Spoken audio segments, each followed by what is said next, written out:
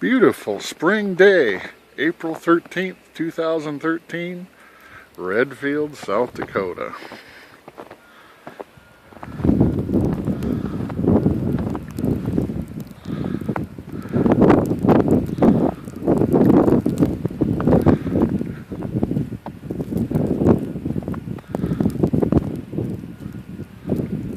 Yesterday, that pile was not there.